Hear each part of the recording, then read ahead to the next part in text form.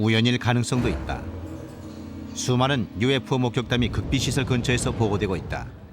비행장, 무기실험장, 핵발전소 등. 왜 극비시설일까? 그들이 찾는 게 무엇일까? 그들은 우리의 친구인가 적인가? 오늘 이 시간에는 수수께끼의 침입자들을 본 목격자들의 얘기를 들어보자.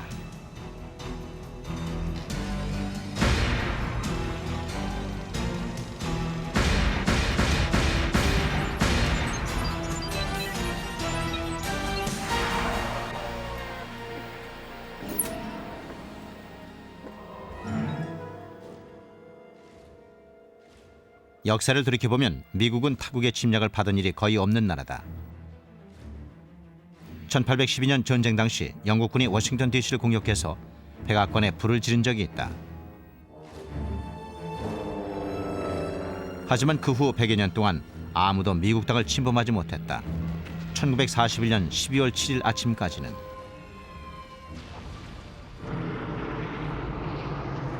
그러나 일본은 침략의 대가를 지불해야 했다.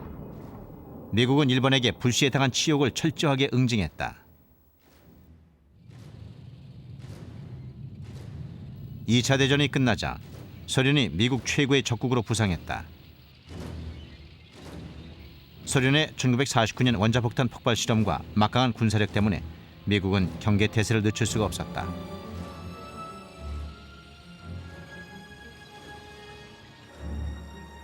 (1952년 7월) 해리 트루먼 행정부 당시 워싱턴 DC가 공중 침입자들의 목표물이 된 것 같았다.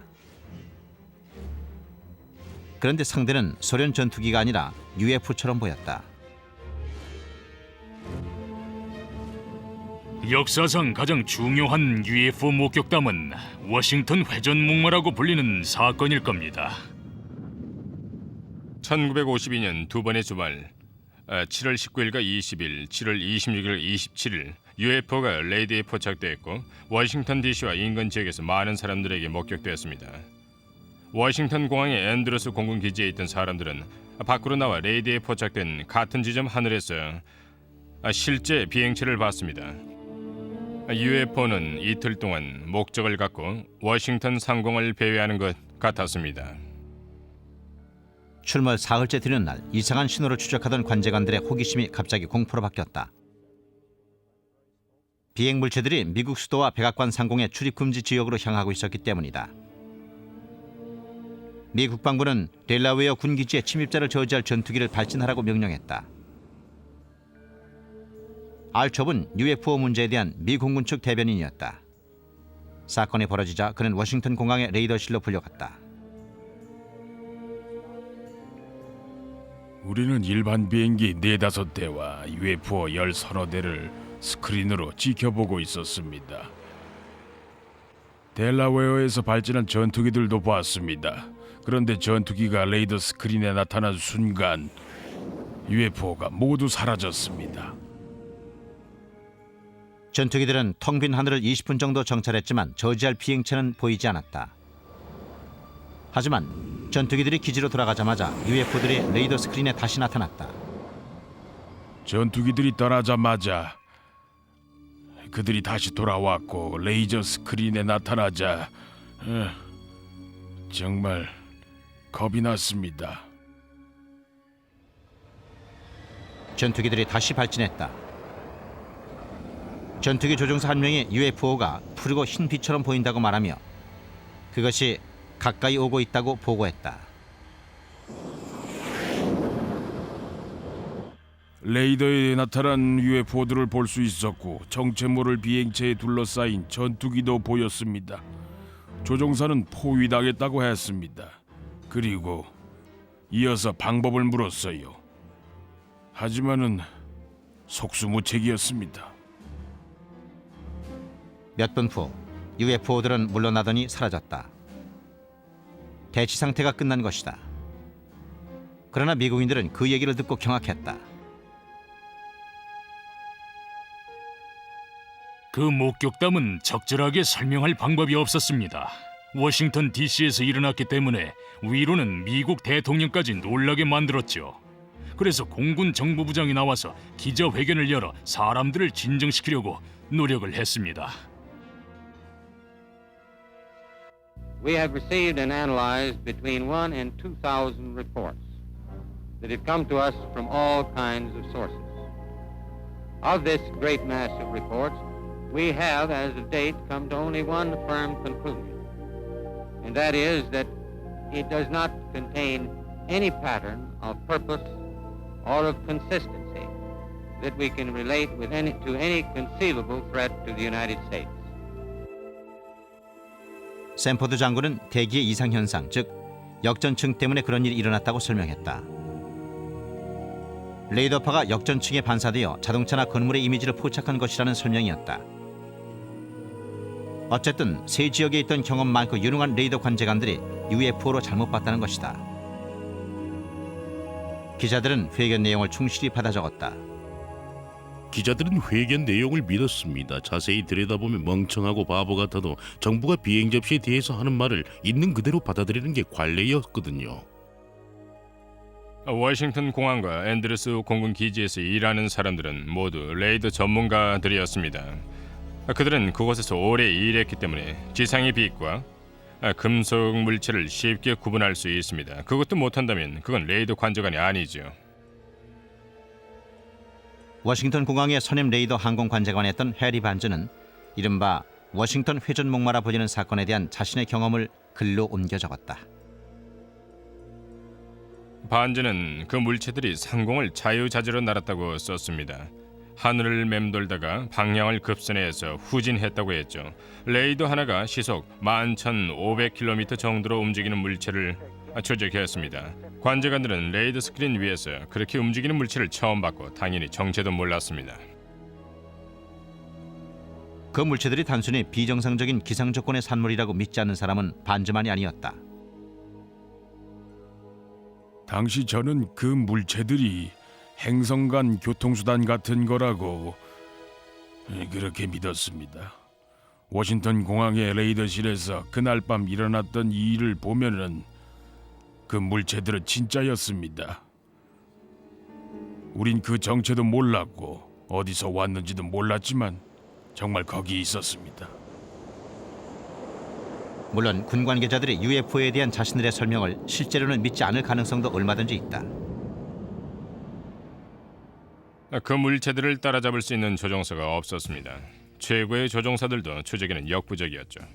당시 미 공군 사령관들이나 정보부 책임자들도 바보는 분명 아니었을 겁니다. 모두들 아주 똑똑한 사람들이었습니다. 지금도 마찬가지지만요. 그 사람들 이렇게 생각했을 겁니다. 워싱턴에 UFO가 나타나자 모두들 당황했을 테죠. 더구나 백악관과 미국의 수도 상공을 날아다녔으니까요. 그들은 방법을 찾았지만 실제로 할 수 있는 건 아무것도 없었습니다. 그래도 공식적인 입장에서 무슨 수든 해결 방법을 찾아내야 했을 겁니다. 그러면서도 실제로 무슨 일이 일어나고 있는지에 대해 어느 정도까지는 관심이 있었을 겁니다. 그건 국가 방위 문제였습니다.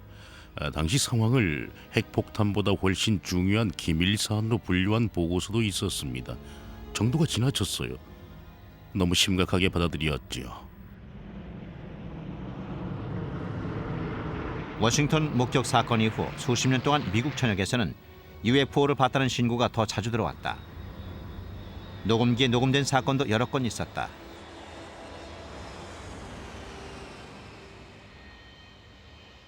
(1995년 3월 25일) 아메리카 웨스트 플라이트 564기 승무원 3명이 텍사스주 버비나 근처 상공에서 이상한 걸 목격했다.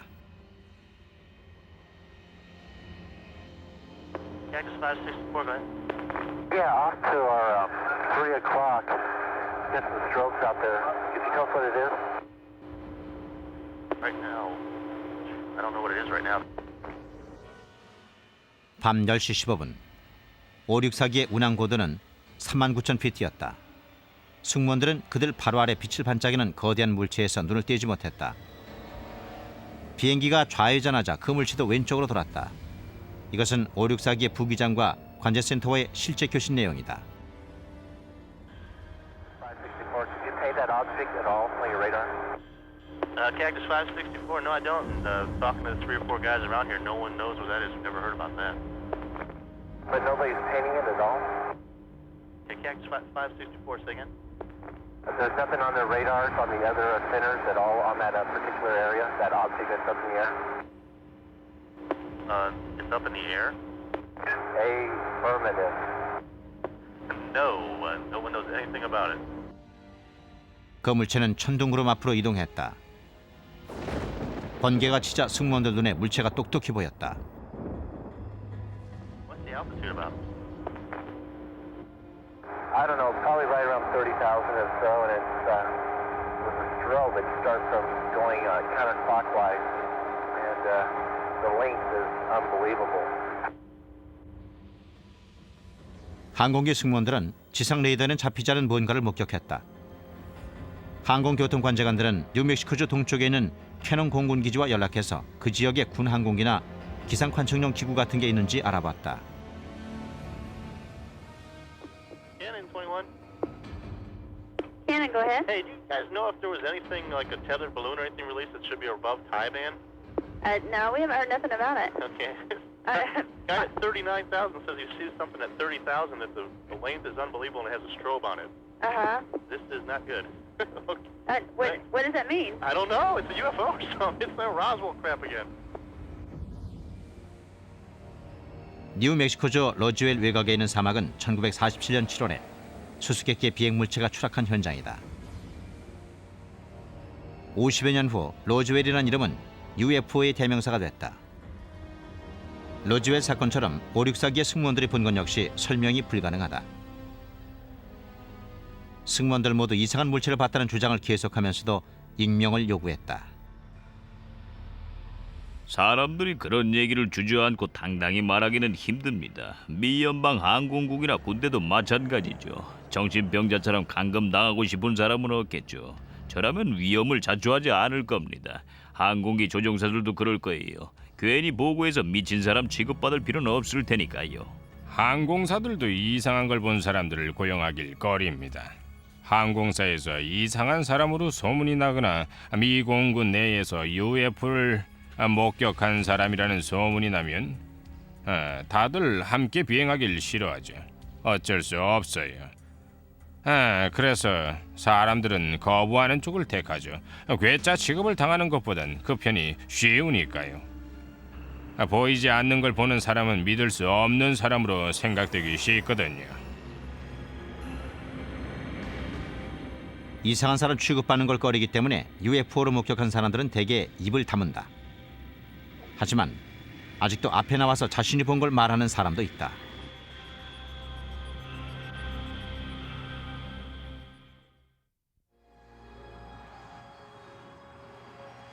세강은 캐나다 동쪽 해안에 자리한 작은 어촌이다. 주민들이 관심을 가진 곳은 바다였지 하늘이 아니었다. 그런데 1967년에 UFO 목격 사건이 일어나서 조용하던 세그항이 들썩거리기 시작했다. 1967년 10월 4일 집으로 돌아가던 주민 두 사람이 숲 위쪽 하늘에서 이상한 걸 목격했다.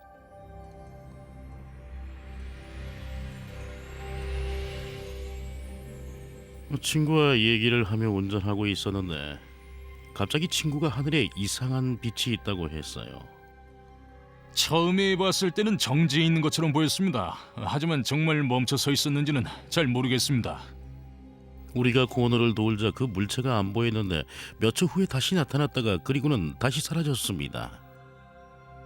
처음 차에서 내릴 때는 겁이 났었습니다. 집이 거기서 그리 멀지 않았기 때문에 아버지를 모셔와서 보여드리고 싶어서 차에서 내린 거였죠. 아버지가 오실 때까지 가지 말고 있어줬으면 했는데 진짜 그랬어요. 집에 가서 어머니한테 그 얘기를 했더니 첫 마디가 저대로 술 마셨냐는 거였어요. 저는 안 마셨다고 했죠. 이상한 빛들을 본 사람은 스미스와 캔드릭만이 아니었다. 많은 주민들이 하늘에서 빛들이 깜박이는 걸 몇 분 동안 지켜보았다. 갑자기 그 발광체가 방향을 바꾸더니 항구의 바닷속으로 뛰어들었다. 목격자들은 곧바로 RCMP, 즉 캐나다 왕실 산악 경찰에게 연락했다. 현장에 제일 처음 도착한 사람들은 산악 경찰을 돕기 위해 달려온 민간인들로 주 관심사는 생존자를 구하는 것이었습니다. 먼 데서 사건을 본 사람들이 대부분 처음엔 비행기가 추락한 걸로 생각했습니다. 하지만 목격자들이 본 건 현장에 도착한 경찰들이 목격한 것은 현장에 경찰이 적어도 3명은 있었습니다. 물속에서 노란 빛이 움직이는 걸 보면서 모두들 이상한 일이라고 생각했죠.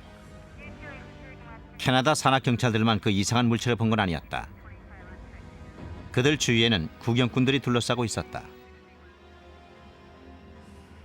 우리 모두 봤습니다. 경찰도 봤고요. 모두들 당황했던 것 같아요. 아무도 전에 그런 걸 본 적이 없었으니까요. 저도 처음 봤습니다. 목격자들은 그 자리에 서서 완전히 매료된 듯 물속에 있는 이상한 빛을 뚫어지게 보았다. 그런데 갑자기 빛이 사라졌다. 그 즉시 해안경비대에 연락이 갔다. 하지만 그 지방 어부들은 이미 배를 타고 빛이 마지막으로 목격됐던 곳으로 향하고 있었다. 사람들은 생존자를 찾았지만 그날 밤 무슨 일이 일어났다는 사실을 증명하는 유일한 단서는 미지의 물질로 이루어진 두터운 층뿐이었다. 거대한 거품 같았고 노란색이었습니다. 그런 건 생전 처음 봤어요. 아무 냄새도 나지 않았습니다. 배 세척 거리만큼 접근을 했었는데 시야에서 사라졌어요. 그래서 배의 방향을 돌렸더니 그 빛이 다시 나타났습니다. 그리고는 다시 사라졌어요. 결국 빛처럼 보이는 거품도 사라졌다. 조난자가 있다는 증거가 전혀 없었기 때문에 수색 작업은 그날 저녁으로 끝이 났다. 다음 날 아침, 산악경찰은 이미 인근 군기지와 연락을 취해놓고 있었다. 그들은 자신들이 본 것에 대한 그럴듯한 설명을 듣기 원했지만 아무것도 없었다. 그 일로 작은 어촌 세그항이 큰 뉴스거리가 됐다. 북미 지역 전역에 신문 헤드라인을 장식했었습니다. 오타와의 캐나다군 사령관 관계자도 분명하게 성명서를 발표했고요. 군은 미확인 비행 물체로 생각되는 것의 추락 잔해를 찾고 있다고 말했습니다. 드문 경우지만 뭔가가 물속으로 들어갔는데 그건 항공기도 우주 쓰레기도 아니었다고 발표했습니다. 그건 공식 성명이었어요. 캐나다군은 그 물체가 UFO라는 사실을 공식적으로 분명하게 밝혔다. 그러나 물속에 들어간 후 어디로 갔는지는 여전히 미스터리였다. 캐나다 국방부는 물체의 행방을 찾기로 결정했다. 군 당국은 물밑 수색 작업을 명령했다. 이상한 빛이 목격됐다 사라진 후 몇 시간 동안 해군 다이버 팀이 작은 어촌의 바다 밑바닥을 샅샅이 뒤졌다.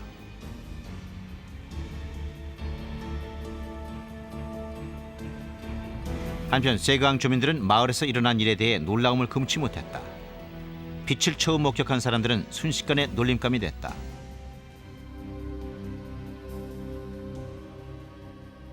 다들 제가 화성인 같은 외계인을 봤느냐며 저를 놀렸습니다.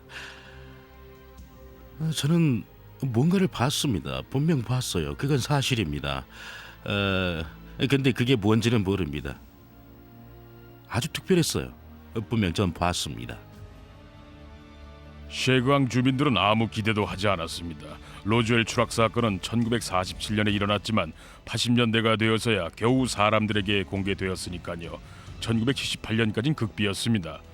셰그 주민들은 그 영향을 받지 않았어요. 주장을 굽히지 않았습니다. 해군이 사흘 동안 수색했지만 아무것도 발견되지 않았다. 10월 8일에 수색이 중단됐다.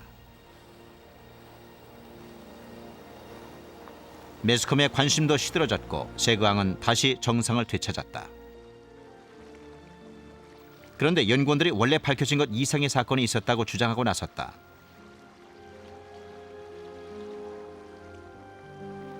(26년) 후 세그항 사건이 재조사되면서 비공식적인 정보들이 드러나기 시작했다. 당시 해군 다이버 팀원들은 이야기를 꾸며댈 수밖에 없었노라고 처음으로 털어놓았다. 그들은 2차 작전이 있었다고 주장했습니다.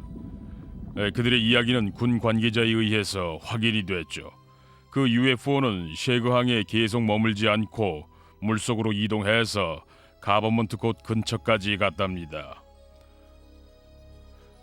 지금 가버먼트 곳에는 비밀기지가 있습니다. 당시 그곳은 캐나다의 미군 기지였습니다. 미확인 비행 물체가 기지 근처에 있었다면 그들의 탐지 장비를 이용해서 뭔가를 조사했을지도 모릅니다. 쉘번 군기지는 지금은 버려졌지만 셰그항 목격 사건 당시에는 공산주의 침략에 맞서는 최전방 방어 기지였다. 이곳에서 미군들은 고도의 해저 탐지 장비를 이용해서 잠수함의 활동을 감시했다. 비공식적 이야기에 의하면 어떤 물체가 탐지 장비에 걸려서 그 즉시 해군 소형 선단이 출동했다고 한다. 우리가 알아낸 정보에 의하면 전함 옌7척이 일주일 동안 그 물체 위에 진을 치고 감시를 했답니다. 다이버들도 동원됐는데 특히 그중 한 명이 그것이 미확인 비행 물체였다는 사실을 솔직하게 인정했습니다. 다이버들이 투입됐을 때도 그 비행체는 여전히 운항 중이었습니다. 그들은 분명히 지구에서 만든 물체가 아니었어요. UFO였죠. 하지만 공식 기록에서는 그런 사실이 언급되지 않았어요. 연구원들에 의하면 여러 명의 목격자들이 나서서 이야기의 신빙성을 더해 주었다고 한다.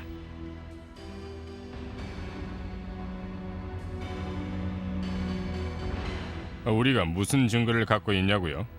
무슨 일이 있었는지에 대해 서너 분이 우리한테 말을 해줬습니다. 우린 목격자들의 말을 믿습니다. 그런데 목격자는 있지만 우리한테는 결정적인 증거가 없습니다. 증거는 있지만 결정적인 건 아니라는 뜻입니다. 비공식적인 이야기는 증명이 불가능하지만 대부분이 확실한 결말을 갖고 있다. 시작이 있고 중간 과정이 있고 그리고 조사원들에 의하면 놀라운 결말도 있었다고 한다. 셰그항 목격담 중에서 제가 가장 좋아하는 부분은 결말입니다. UFO 학적으로 말하면 다른 이야기들과는 달리 해피엔딩이거든요. 저람들이 그 물체 위에 진을 친 지 일주일 후 UFO가 계속 물속으로 이동하기 시작했습니다. 노바스코샤 해안까지 이동한 다음 메인만으로 들어갔어요. 메인만에 들어가자 그들은 수면 밖으로 나와 날아가 버렸습니다. 전형적인 UFO 사건이었습니다. 정체가 뭐였을까요? 그건 미확인 비행 물체였습니다. 그 외에는 달리 표현할 말이 없어요. 우리가 설명할 수 없는 일도 있다고 생각합니다.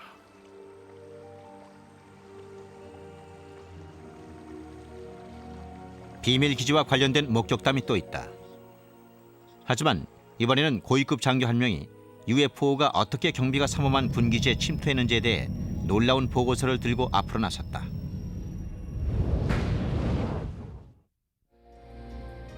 기상 관측용 기구, 늪지 가스, 새들무리,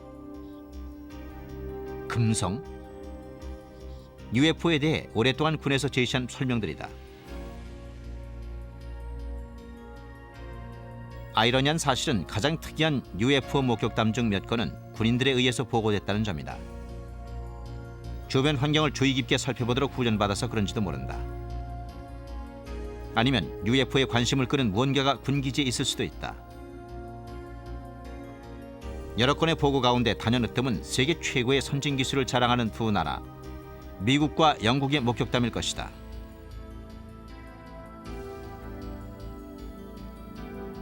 이것은 런던에서 북쪽으로 225km 떨어진 곳에 자리한 벤트워터스 공군기지. 기지 바로 외곽에는 랜들섬 숲이 있었다. 벤트워터스 기지는 지금은 폐쇄됐지만 소련이 붕괴되기 전에는 극비 활동의 중심지로 미국과 영국 공군이 함께 일하는 합동기지였다.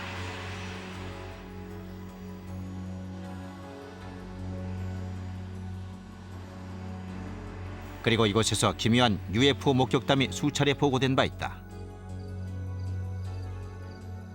벤트워터스 사건은 말하자면 UFO 목격담의 핵심이라 할 수 있습니다.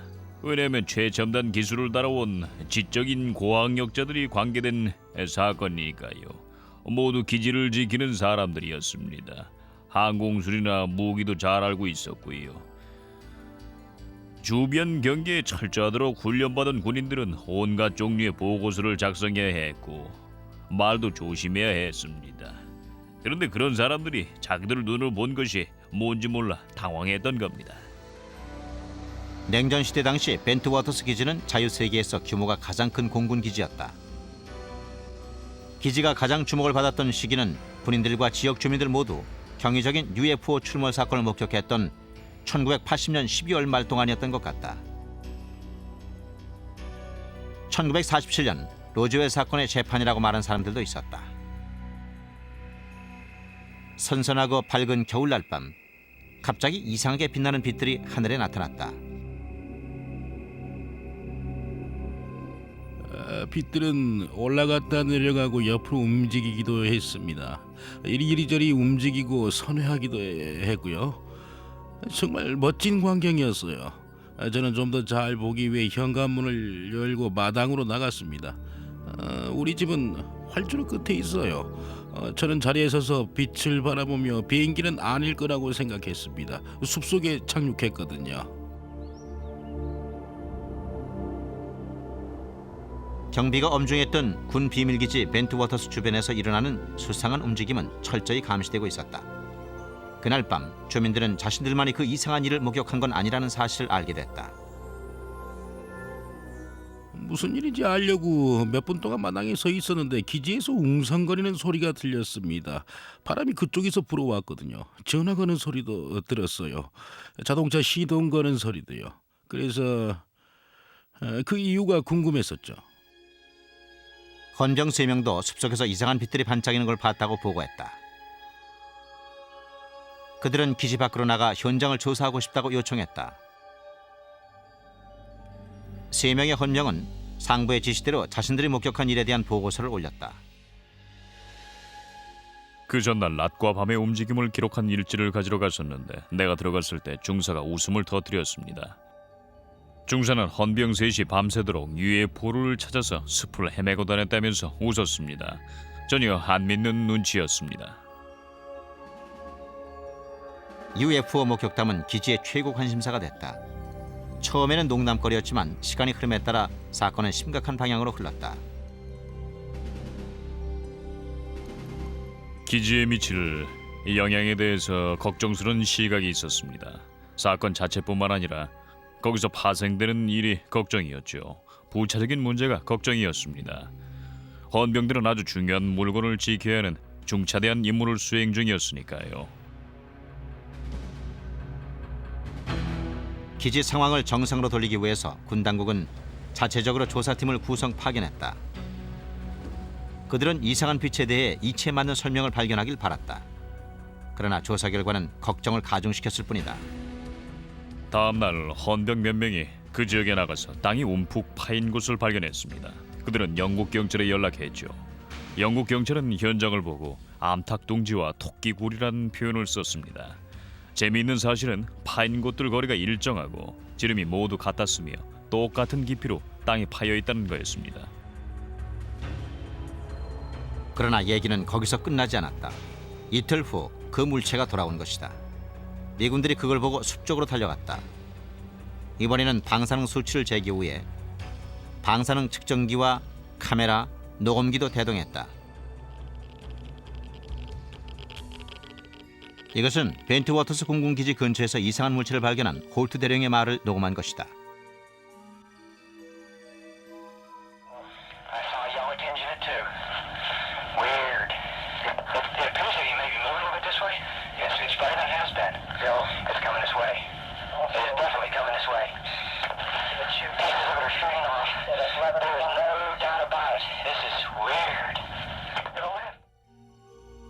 갑자기 붉은 물체가 도가니에서 녹은 금속이 나오는 것처럼 똑똑 떨어지기 시작했습니다.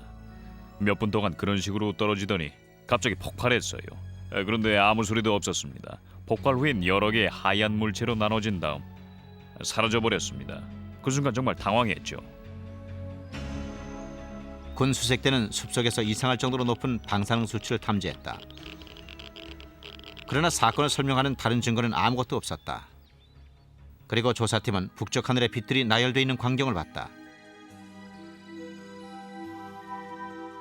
북쪽 하늘에 나타난 빛들이 전주곡이라도 되는 양 남쪽 하늘에 놀라운 물체가 나타났다. 갑자기 그 물체가 아주 빠른 속도로 접근하더니 멈췄습니다. 우리로부터 거리가 0.8km 정도 됐을 겁니다. 그 물체는 내리꽂히듯이 우리 앞에 떨어졌어요. 늘 보던 일반적인 빛이 아니었습니다. 레이저 빔처럼 직진하며 내려왔습니다. 땅에 내려와 지름이 8에서 12인치 정도의 작은 조각이 돼 비쳤습니다. 아마도 10초 정도 그랬던 것 같아요. 별 생각이 다 들었습니다. 신호를 보내는 걸까? 경고하는 걸까? 아니면 무슨 무기일까? 생각이 많았죠. 그런데 나타날 때처럼 갑자기 사라졌습니다. 3시간 후 UFO는 사라졌지만 사람들의 혼란은 오히려 더 커졌다. 아무도 우리가 본 걸 믿어주지 않을 거라고 믿었기 때문에 어떤 식으로 얘기를 꾸며야 할지 생각해야 했습니다. 영국군한테 말할 수 없었어요. 상관들한테 보고할 수도 없었습니다. 그럼 우리가 술이라도 마신 줄 알았을 테니까요. 그럴 수는 없었습니다. 홀트 대령은 이상한 사람으로 취급받을 줄 알면서도 다음 날 그 사건을 상관에게 보고했다. 그리고 전날 밤에 녹음한 녹음 테이프도 제출했다. 장교 회의 후 영국 측 연락관과 의논하라는 명령이 홀트에게 하달됐다. 연락관이 출장 중이었기 때문에 홀트는 메모를 썼다. 저는 일종의 공식적인 메모 비슷한 걸 연락관에게 썼습니다. 일어난 일을 간단하게 요약해서 메모를 썼어요. 어젯밤 늦게 붉은 태양빛 비슷한 빛이 숲속에서 보였습니다. 빛은 돌아다니면서 깜빡였어요. 어느 순간 빛 조각들이 떨어져 나온 것처럼 보이더니 5개의 하얀 물체로 분리됐습니다. 그리고는 사라졌어요. 저는 전화가 오거나 누군가 저를 만나러 올 거라고 생각했습니다. 그런데 아무 일도 일어나지 않았어요. 며칠이 몇 주가 되자 저는 다들 관심이 없는 건가 하는 생각이 들더군요. 결국은 아무 일도 아닌 게 돼버렸죠. 벤트 워터스 사령관들은 사건이 잊혀지는 것처럼 보이는 걸 보고 안심했다.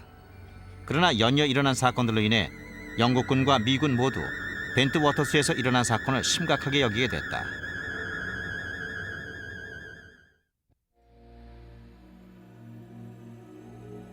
(1980년) 성탄절 직후 UFO들이 연이어 나타나 런던 북쪽에 위치한 비밀 군기지의 안전을 위협하는 것처럼 보였다.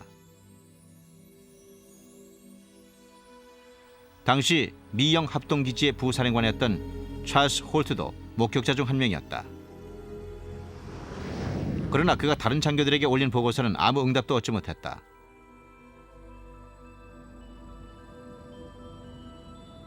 그러나 사건이 완전히 무시됐던 건 아니라는 증거가 남아있다. 그 지역 주민들도 벤트 워터스 기지에서 일어난 변화를 눈치챌 수 있었다. 저희 정비소에 오는 손님 중 병사 2명에게 무슨 일인지 물어봤습니다. 그랬더니 말하면 안 된다고 하더군요. 그래서 정비소에 들른 다른 장교들에게도 물어봤지만 말을 안 했어요. 저는 이유를 몰랐습니다. 영국의 UFO 조사원인 브렌다 버틀러도 목격자들과의 인터뷰를 시도했지만 기지 출입을 저지당했다. 그들은 UFO라고 말하지 않았어요. 숲속에서 무슨 일이 일어났다고만 했죠. 그런데 우리가 접근해서 실제로 사람들과 인터뷰를 시도하자 못하게 막았죠. 하지만 군인들이 목격담 이상의 것을 비롯해서 이상한 얘기를 폭로하면서 UFO 조사원들에게도 숨통이 트였다. 군인들은 외계인들이 조종하는 외계 비행체가 랜들섬 숲에 착륙했고 외계인들이 미군 장교들과 접촉을 가졌다고 주장했다. 그 같은 보고서들은 정부와 군 당국에 의해서 무시되거나 거부됐다. 그런 반응에도 불구하고 군 당국이 벤트 워터스 기지의 사건에 지대한 관심을 갖고 있었다고 말하는 사람도 있다. 저는 군 관계자들이 사건을 수사했을 거라고 확신합니다. 물론 공식적으로 보고를 받은 적은 없지만 수사를 했을 거예요. 기지 주변을 조사했을 겁니다. 그 사건에 관심이 많은 기관들이 여럿 있었을 겁니다. 비밀리에 조사했겠죠. 증거는 없었어요. 제게 간접적으로 접근해서 무슨 일이 있었는지 정보를 캐내려고 시도한 사람들도 많았습니다. 군 장교들은 그 특별한 보고서에 대해서 상투적인 설명만을 제시했다. 그 중에는 인공위성이 지구 대기권에 진입하면서 산산조각이 났다는 설명도 있었다. 저는 인공위성 파편이 그 지역에 떨어졌다는 말은 안 믿습니다. 그 물체는 나무들 사이를 날아다녔습니다. 하늘에서 떨어진 게 아니라 공중에 머물면서 급격한 각도로 방향을 전환하며 움직였습니다. 3대나 있었죠. 사실 사건이 일어난 시간을 볼 때 우주 쓰레기가 떨어진 것 같진 않습니다. 벤트 워터스 사건은 여러 날 밤에 걸쳐 일어났다는 걸 간과하면 안 됩니다. 목격담에 대한 다른 설명은 인근 등대에서 나온 비임이 굴절된 가능성도 있다는 것이었다. 분명히 뭔가 이상한 일이 벌어졌습니다. 등대에서 나온 빛이 나무들 사이에 반사된 거라는 설명도 나왔지만 그건 말도 안 되는 얘기였습니다. 그렇다면 사건 전이나 그 후에는 왜 같은 일이 없었을까요? 여기 조건이 원인으로 거론되기도 했지만 그런 일은 없었습니다. 그러니까 현실적으로 설명할 수 없는 뭔가가 일어났던 거죠. 기지를 지키는 사람들은 아주 믿을 만한 사람들인데도 사건을 설명하지 못했어요. 아마도 무능력자들이었다면 쫓겨났을 겁니다. 그러나 사건에 관련된 군인들 중 기지에서 축출된 사람은 한 명도 없었다. 그리고 대외적으로 보면 미군이나 영국군 모두 사건 추적에 더 이상 열의를 보이지 않은 것처럼 보였다. 벤트 워터스 기지 사건에 대해서 영국 국방부는 별로 심각하게 생각하지 않았어요. 국방의 중요한 사건으로 판단하지도 않았고 분석이 필요하다고 생각지도 않았습니다. 다시 말해서 관료주의의 전형적인 예라고 할 수가 있겠죠. 그런 일이 일어나면은 군 당국은 국가 안보와는 관계가 없다고 말하거든요. 몇 년 후 벤트 워터스 사건을 심각하게 생각했고 걱정했던 장교들이 사람들 방문을 받았다. 벤트 워터스 사건을 의회에까지 가져간 사람은 해군 제독 힐로튼 경이었다.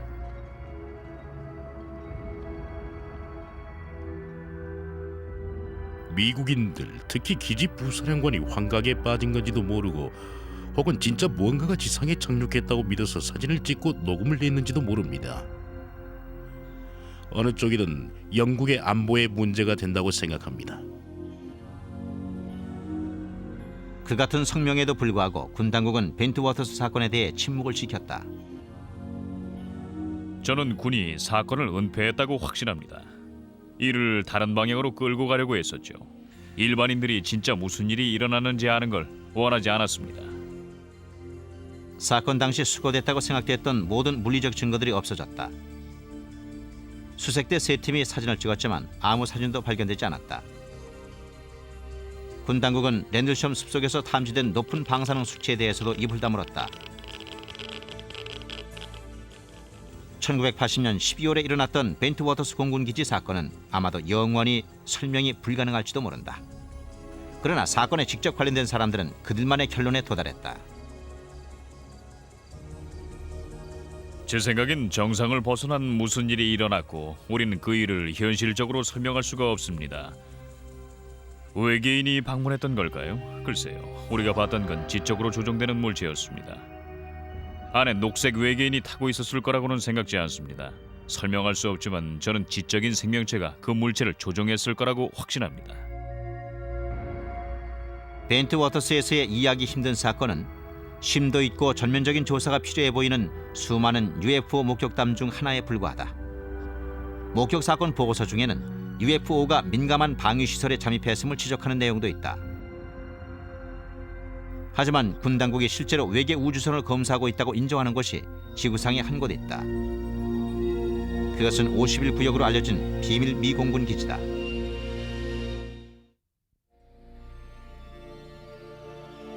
(1947년 7월에) 로즈웰에서 일어난 특별한 사건을 보면 미국 정부가 UFO 목격 사건을 어떤 식으로 처리하는지 잘 알 수 있다. 그러나 관료들이 UFO의 존재를 강하게 부인할수록 더욱더 그들이 뭔가를 숨기고 있는 것처럼 보였다. 1950년대에는 미 공군이 외계 우주선에 대한 증거를 갖고 있으며 사람들의 동요를 막기 위해서 사실을 은폐하고 있다고 믿는 그런 사람들이 많았습니다. 정부가 비행 접시에 대해서 알고 있을 뿐만 아니라 외계인들과 공모해서 기술을 교환하고 있다고 생각을 했죠.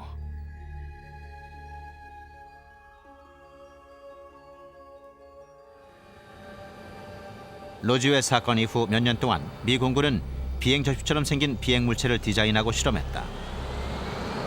그러나 진짜 외계 비행체처럼 보이는 것이나 안전 비행이 가능한 것은 없었다. 그러나 최근 수십 년 동안 정부가 포획한 외계 우주 비행체를 시험 비행하고 있다는 의심이 다시 표면화되기 시작했다. 넬리스 공군기지 중심부에 있는 네바다 사막의 말라버린 호수 바닥에 사람들 이목이 집중됐다. 그곳이 바로 51구역으로 알려진 극비 실험 지역이다. 계속 퍼지고 있는 UFO에 대한 새로운 전설은 네바다 사막 실험장의 일부인 51구역과 관계가 있습니다. 얘기인즉 비행 접시의 기술이 실험되고 있으며 고도로 발달된 항공기가 그곳에서 개발되고 있다는 내용입니다. 최첨단 장비의 실험이 이루어지고 있다는 사실은 분명합니다. 몇 년 동안 그런 얘기가 나돌고 있거든요. 51구역은 F-117 스텔스 전투기가 개발된 곳이었습니다. 미군 미거기들도 그 지역에서 발전을 했고요. F-117기는 정말 놀라운 항공기입니다. F-117기의 모습이 일반에 공개되기 전에 그 항공기를 봤다면 뭘로 만들어졌는지 전혀 몰랐을 거예요.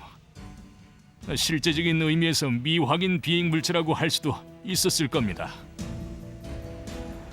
스텔스 전투기는 1970년대에는 꿈조차 꾸지 못했던 첨단 기술의 항공기였다.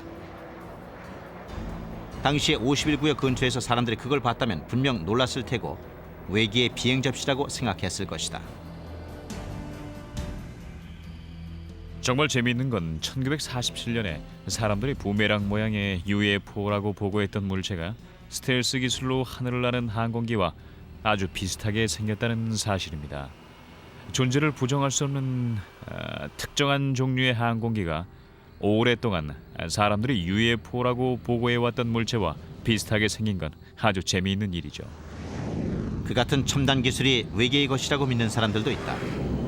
그렇다면 1947년의 로즈웰 사건과 그곳에 추락했던 우주선에 대해 정부가 사실을 은폐한 이유가 설명된다.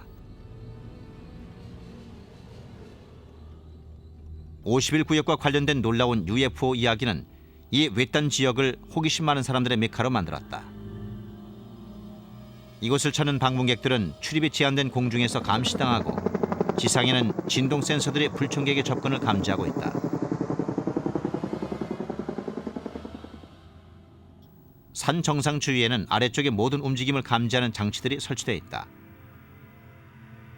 일단 경계 상황이 벌어지면 경비병들이 달려와 사람들의 접근을 차단한다.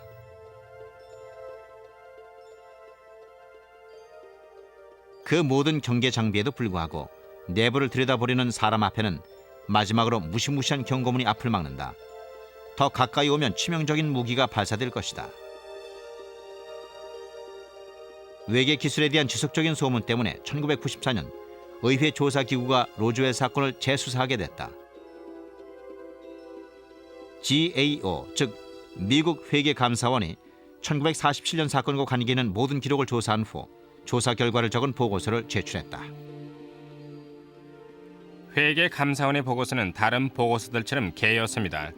로즈웰에서 무슨 일이 있었는지 알아내기 위해서 한 일을 간단하게 적은 거였죠. 조사팀은 관련된 사람들, CIA, FBI, 국가안보위원회 등과 연락해서 로즈웰에 대한 정보를 보여달라고 요청하고 특정한 기록을 보겠다고 청했습니다. 하지만 그들은 로즈웰에 대한 서류를 찾아낼 수 없었습니다. 실제로 회계감사원은 로즈웰 사건에 관련된 모든 서류가 불법적으로 파기됐다는 사실을 폭로했다. 그러나 서류가 없어졌다는 사실만으로도 UFO에 대한 얘기가 사실일 수도 있다는 걸 짐작할 수 있다. 문제를 자세히 검토해 보면 UFO가 외계 우주선이라는 건 의문의 여지가 없습니다. 정부 관료들은 1947년부터 그걸 알고 있었고 로즈웰 사건은 이 시대 최고의 사건이었습니다. 그리고 우리에겐 새로운 세대의 저널리스트가 필요합니다. 그 이야기에 합당한 관심을 줄 수 있는 사람이 필요해요.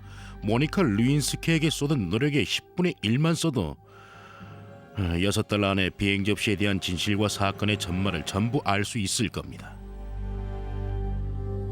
로즈웰 서류를 파기한 책임자가 누구였을까? 아직 아무도 책임자로 거론되지 않았다. 그러나 세월이 흐를수록 UFO에 대한 진실을 숨겼던 사람들이 누군지 알아내긴 더 힘들 것이다. 어쩌면 그들이 뭘 숨기려고 했는지가 더 중요한 문제인지도 모른다.